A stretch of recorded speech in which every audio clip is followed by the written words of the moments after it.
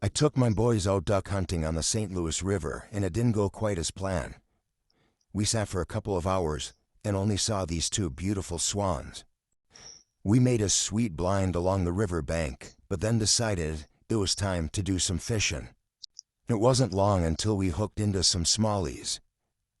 And then this monster came along and attacked my son's swim bait he was using. Get it up on here.